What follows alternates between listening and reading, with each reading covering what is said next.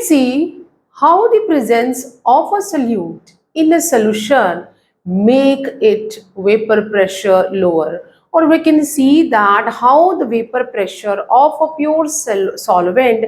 get decreased on the presence of a non-volatile solute in it. So हम यहाँ पे जो यूनिट है सोल्यूशन उसमें कॉलिगेटिव प्रॉपर्टीज के बारे में पढ़ रहे हैं. Colligative properties are those properties which depend on the number of moles of a solute in the solution. How the presence of a solute make it vapor pressure lower. So let's see that जैसे कि Rawls law कहता है कि when we are talking about a solution where either both solute and solvent are volatile, or either a solvent is the volatile in nature, then what will happen to its vapor pressure. So यहाँ पे अगर हम बात करें binary solution, we are talking about the binary solution where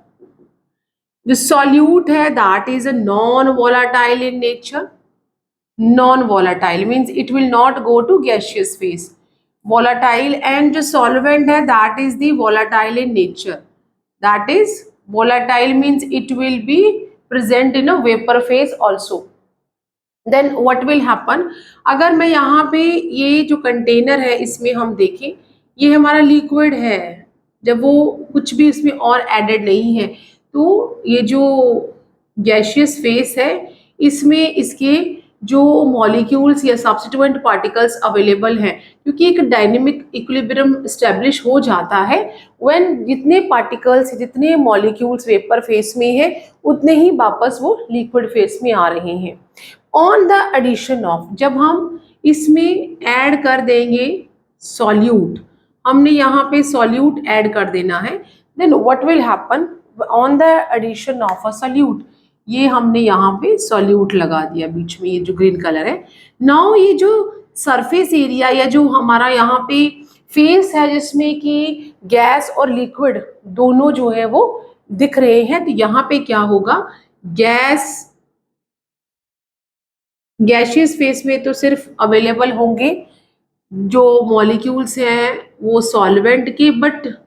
इस interface पे दोनों के मॉलिक्यूल्स अवेलेबल हैं. नाउ जो हमारा लिक्विड है उसके बहुत कम मॉलिक्यूल्स जो है वो गैस फेस में अवेलेबल होंगे, क्योंकि वो इतना फ्री नहीं होगा कि वो इजीली इवोपरेट हो जाए. ड्यू टू दैट जो प्रेशर होगा दैट विल गेट डिक्रीज्ड. कितना डिक्रीज हुआ है वो हमने देखना है. सो हम यहाँ पे बात कर रहे हैं कॉलिगेटिव प्रॉपर्टी की. Colligative property that is a lowering of vapor pressure. Colligative property that is lowering of vapor pressure. As I said कि binary solution है, solute हमारा non volatile है, it will not go to gaseous phase, तो वो तो gaseous phase में जाएगा ही नहीं. तो जो हमारा प्रेशर होगा सोल्यूशन का that is only the pressure of a solvent, और हम कह लेंगे कि partial pressure of the solvent, जिसे कि हम P1 से रिप्रेजेंट करेंगे. यहाँ पे हम लिख देंगे कि ये जो P1 है this is the partial pressure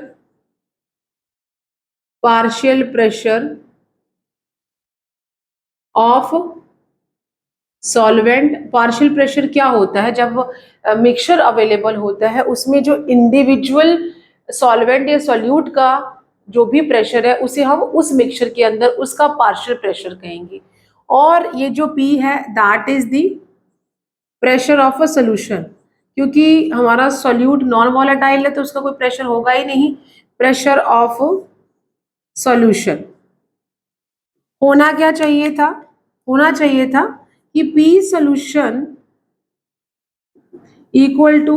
P1 plus P2, partial pressure of a solvent and partial pressure of a solute. क्योंकि solute कैसा है, solute is non volatile, वो तो गैसियस फेस में जाएगा ही नहीं,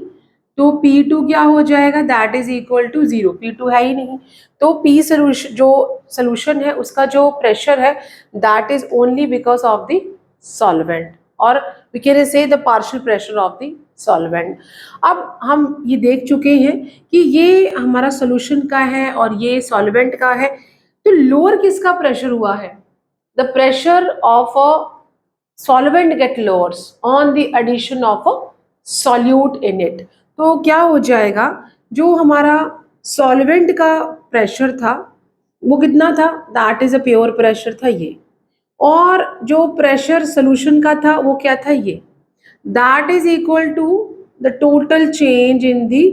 प्रेशर,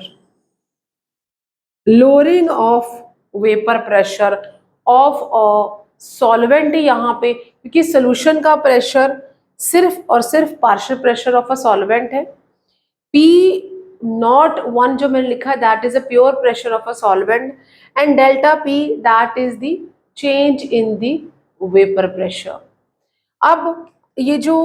हमने यहाँ पे इस तरह से को लिख दिया है, now we can see that कि जो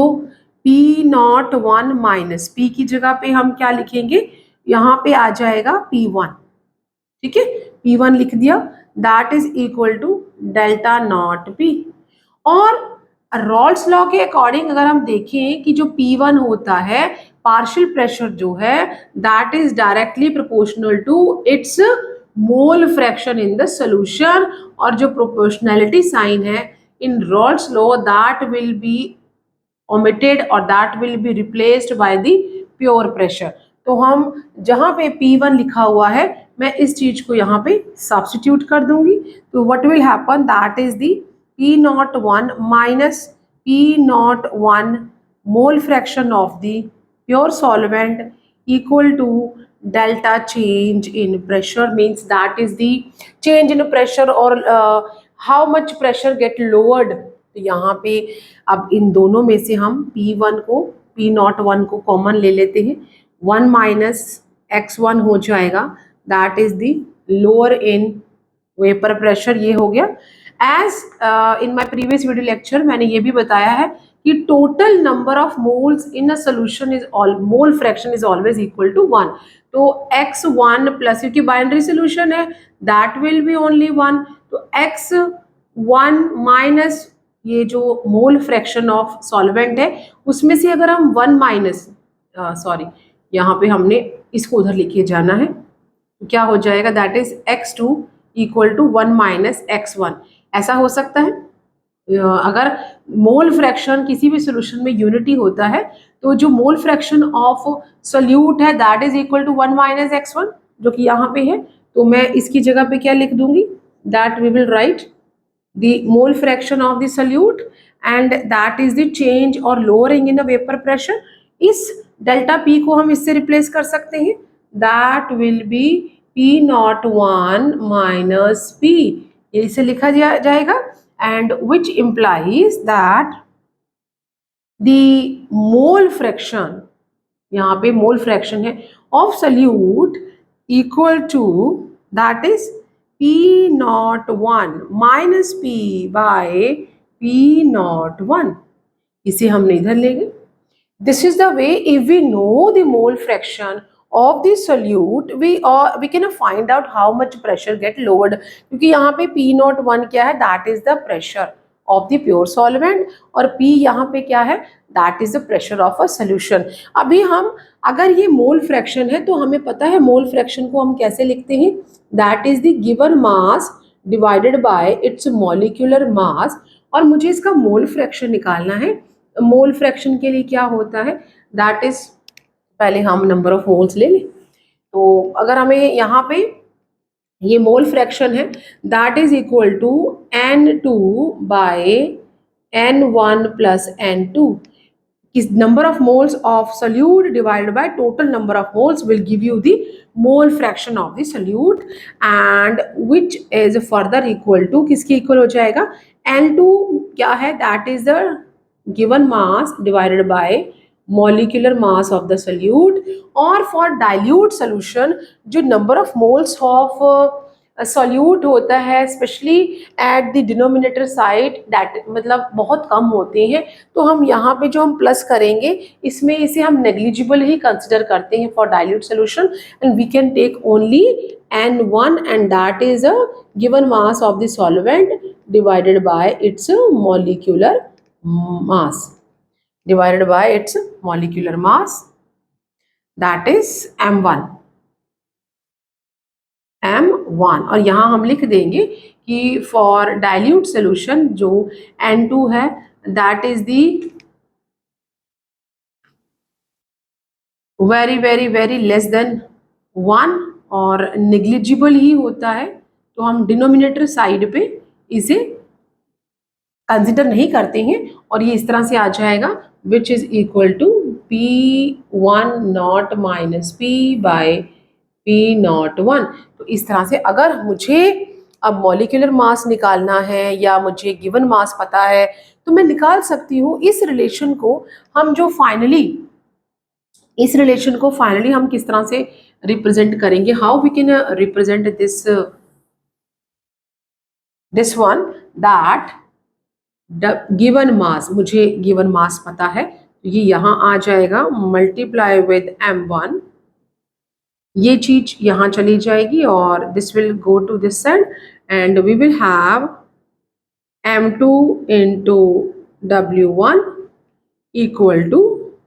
P01 minus P and P01। और मुझे अगर मॉलिक्यूलर मास किसका निकालना है, सॉल्यूट का, then what we will do that it can be written as, ये सारी टर्म्स यहाँ जाएंगी and we will have that 1 by, बाकी सब हम उधर ले जाते क्रॉस मल्टीप्लाई करिए, and what we will have that 1 by M2 equal to P01 P by P01। और ये जो चीज है सारी यहाँ से सिर्फ ये क्रॉस मल्टीप्लिकेशन में यहाँ पे W1 आ जाएगा और ये सारा डाउन चला जाएगा, that is W2 and M1। अब क्योंकि मुझे मॉलिक्यूलर मास पता होना चाहिए सॉल्यूट का, तो that is P01 by P01 minus P और ये सारा चला जाएगा W2 M1 बाय W1। तो इस तरह से हम मॉलिक्यूलर मास निकाल सकते हैं सॉल्यूट का if we know its given mass, molecular mass of the solvent. और आप इसी तरह से लोअर इन वेपर, अगर आपको बाकी सारे टर्म्स पता है तो how much pressure get lowered ये भी आप निकाल सकते हैं। Still, if you have any doubt, just give me a comment in my comment box.